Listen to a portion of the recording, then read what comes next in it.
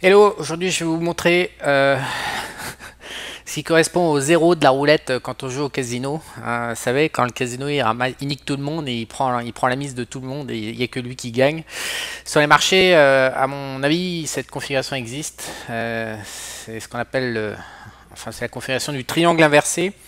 Donc on va démarrer tout de suite par un exemple sur l'Ethereum en 5 minutes, échelle de temps 5 minutes. Donc l'Ethereum est une crypto-monnaie qui est assez propre au niveau graphique.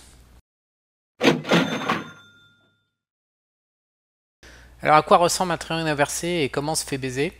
Alors un triangle inversé c'est ça, donc on a une première, voilà ça démarre par une vague comme ça, 1, 2, 3.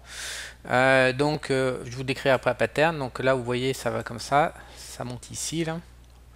On va le mettre là et puis voilà. Donc ça c'est c'est une figure en 5 vagues. Pour bien la dessiner, voilà, ça démarre là, 1, 2, 3, 4, 5. Donc ça, c'est un triangle inversé. Alors pourquoi on se fait baiser? Tout simplement parce que on n'arrête pas de breaker les plus hauts et les plus bas, et il n'y a jamais une tendance qui se confirme, et à l'inverse, ça repart toujours dans le sens opposé, et ça n'arrête pas de devenir de pire en pire, donc on se fait stopper dans tous les sens. Donc là, si on a cette première vague comme ça, en réalité, vous voyez bien, si je me mets là, on a une première vague qui fait comme ça fait ABC. Donc en théorie, il y a tout un tas de mecs ensuite tendance. La stratégie du breakout, voilà, on break le plus haut, l'ancien plus haut, on le break ici, on achète. Donc là, qu'est-ce qui se passe sur un triangle inversé? Vous avez un petit break pendant 3 barres, et puis ça se pète la gueule violemment, et en fait, il n'y a jamais de porte de sortie, on peut même pas couper, à moins de se faire démonter. Enfin, on coupe, mais on se fait démonter. Alors, voilà, donc là, il faut bien comprendre une chose, c'est que cette première séquence, moi c'est ce que j'utilise de base, ça s'appelle ça le 1, 2, 3. Voilà, normalement on a une amorce de tendance haussière, 1, 2, 3, voilà. Donc là on redescend, on est en train de redescendre, et en théorie, si la tendance haussière se confirme, en théorie on doit remonter et faire un nouveau plus haut à nouveau. Kékette, dans le cadre d'un triangle inversé, on est là encore une fois pour perdre, c'est le zéro de la roulette russe, donc on break, on break le plus bas ici, crac comme ça, voilà. Donc là, en théorie, ce plus bas là servant de référence, il est breaké ici, donc on est censé shorter et jouer à la baisse, et la séquence deviendrait baissière, voilà, en règle générale, c'est comme ça que ça se passe, les amorces de marché baissier. Sauf que là, en fait, en plus c'est une enculade finie parce que en fait le marché break remonte ici là comme ça, hop, il rebaisse un petit peu. Et puis finalement il se rebarre à la hausse. Donc là on a un deuxième stop, on a un deuxième échec au break consécutif, et donc on se fait stopper à nouveau. Encore une fois il n'y a pas de porte de sortie, enfin bref ça repart. Donc là déjà généralement 2 pertes d'affilée on est bien essoré. Seulement dans un triangle inversé c'est jamais fini. Donc on prend le nouveau top haussier généralement, voilà. Donc là à nouveau on pourrait se dire que ici quand on casse, on pourrait se dire que ça va enfin démarrer à la hausse, et que nenni, kékette, à nouveau faux break pendant 3-4 barres, ça renverse et il n'y a aucune porte de sortie à nouveau, comme vous pouvez voir ça descend direct, donc restopper une 3e fois.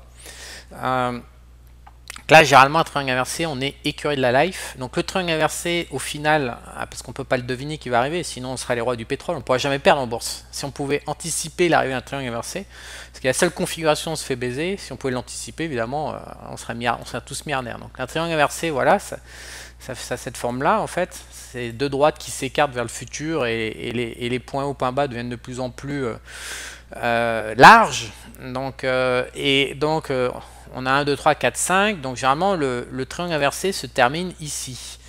Alors là, qu'est-ce qui se passe dans ce genre de configuration? Est-ce qu'on remonte et puis qui a raison en fait au final? Est-ce que ça va être la hausse, la baisse? Est-ce que c'est la vague 4 ou est-ce que c'est la vague 5? Donc là sur l'Ethereum, les marchés font les salopards parce que là on break à nouveau comme ça. Donc on pourrait se dire bon allez, c'est la fin du triangle. Moi personnellement jamais je jouerais signal parce qu'on a une ligne droite comme ça qui arrive, le marché il va forcément breaker et couillonner les mecs parce qu'il va s'essouffler, sauf une grosse news, mais là en l'occurrence il n'y en a pas. Donc le marché break, il remonte en pullback comme ça, pof. Donc là on se demande est-ce qu'on coupe pas, est-ce que c'est un faux break, pas un faux break. Au final il se dit que finalement il va descendre. Donc là, il casse le plus bas du break de la vague 5. Donc on se dit putain, bon allez, ça y est, il y a un pullback et tout, ça attaque, on va descendre, c'est parti Coco, je shoot. Donc on pourrait se dire en toute honnêteté qu'on va shooter ici, hein. Comme ça là, crack. Et bah Keket, on a un pullback ici, comme ça, on est en structure de pullback. Et puis on remonte contre la vague 5, là, le truc qui continue, et voilà. Bon bref, là on vient de taper 4-5 trades consécutifs perdants au regard de la réalité. Cette configuration pour moi de triangle inversé, c'est le 0, sa roulette. Il n'y a pas moyen de s'en sortir, il n'y a pas moyen de l'avoir arrivé. C'est le moment où on doit recracher ses gains. Bah, effectivement, elle apparaît sur Ethereum. Je ne traite pas sur Ethereum, mais elle apparaît sur toutes les configurations de marché, sur toutes les échelles de temps. Maintenant, vous pourriez vous dire, bon, je vais faire le malin, je vais surveiller les faux breaks, et puis je vais dans le sens inverse. Et puis je vais arrêter de me faire baiser par ces triangles. Donc là, je vous ai pris le dollar contre yen japonais au format de mémoire. C'est du 5 minutes, ça, c'est barre de 5 minutes. Voilà. Donc, alors là, on a une configuration, moi ça me fait marrer. Les marchés sont toujours très créatifs pour nous plumer, quoi. Donc là, on retrouve notre, excusez-moi, je suis en vert, c'est pas en vert qu'il me faut. On retrouve notre début de triangle, voilà, qui s'accélère. On passe notre temps à faire des breaks, et puis et ben on en refait une nouvelle. Donc là, on break ici, ça échoue, et donc on arrive en vague 5. Donc vous êtes d'accord que la vague 5, il faudrait du triangle, il faudrait qu'elle dépasse là, donc qu'elle remonte ici, et qu'elle échoue et qu'elle redescende. Et là, ce que vous pouvez voir, c'est que ça s'arrête avant. Donc en fait, même quand vous voulez, en disant anticiper la fin d'un triangle, en vous disant, bon, bah, puisque la dernière vague du triangle, généralement, c'est la plus puissante, c'est la plus profonde, c'est là où vous avez vraiment des mouvements directionnel assez fort pour créer le triangle, et pour vous dire bon bah je vais surfer là-dessus, mais en fait vous avez aucune garantie que ça aille jusqu'au bout. Comme vous pouvez voir ici, ça va pas jusqu'au bout, ça s'arrête avant. Il y a, voilà, ici là, on monte pas en haut, et donc vous pouvez rater votre stop de sortie, ça repart dans le sens inverse, et au final ce qu'il faut bien voir, c'est que si on prend le range initial du début à gauche, voilà, et ben au bout d'une semaine, on est toujours à l'intérieur, en train de zigzaguer entre les extrêmes. Donc c'est du trading range, avec aucun point de référence qui tient, aucune tendance marquée, et mis à part un va-et-vient. Et bien sûr, il y a des patterns encore un peu plus complexes que celle-là qui se créent. Donc voilà le zéro de la roulette sur les tradings. Voilà moi ce qui me met en échec. Et donc j'ai quand même une approche pour éviter ça.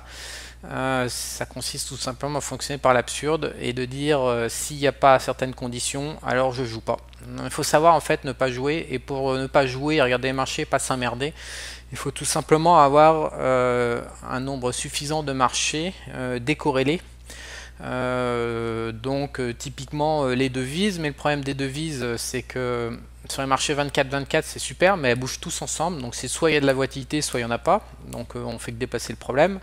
Alors si on rajoute l'or, le pétrole, l'argent, ça permet d'avoir des configurations. Des fois il y a du mouvement, en fait, il y a de la volatilité et de la tendance qui se crée sur l'or, sans qu'elle apparaisse trop sur les devises. C'est un peu désolidarisé, mais pas toujours. Voilà, il y a une synchronicité du mouvement de l'activité spéculative des marchés qui est un peu différée. Donc ça permet déjà, quand ça commence à merdouiller sur une devise comme ça, généralement ça merdouille sur une paire, ça merdouille sur les deux autres du triangle, bon bah il faut passer sur l'or ou sur les métaux. Mais il arrive régulièrement que les métaux et puis les devises merdent.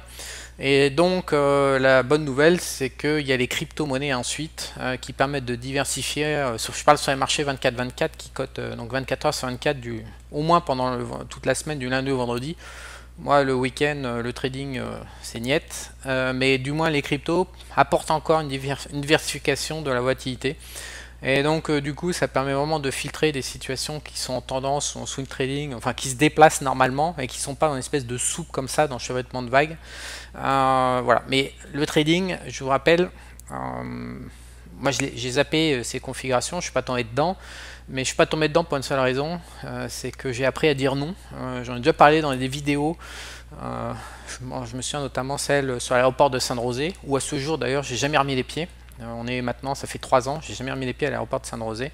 Il faut que je retrouve cette vidéo, mais si vous cherchez, vous la retrouvez. Je crois que le titre c'était savoir dire non. Savoir dire non, c'est pas que quand on se fait emmerder par les flics à Sainte-Rosée dans l'aéroport, juste avant d'embarquer, c'est également savoir dire non aux configurations de merde qui sont tout simplement trop dangereuses ou illisibles ou qui dépendent juste du chaos et du hasard. Pour gagner en trading, il faut quand même savoir ce qu'on fait, il faut surtout avoir un avantage comment dire, statistique. Dans un triangle inversé, j'ai retourné le problème dans tous les sens, l'avantage statistique, je le vois pas bien. Alors après coup, hein, parce qu'il y a plein de gens qui réfléchissent après coup, ce qu'ils ne traitent pas, donc ils nous chient des grandes théories, mais quand on est dedans, il est souvent impossible de savoir qu'on va créer un triangle inversé. Du moins avant les 3/4 de la pattern, on n'est pas assez avancé pour savoir que ça va être ça. Et il faut juste savoir dire non et passer à un autre marché et ne pas toucher.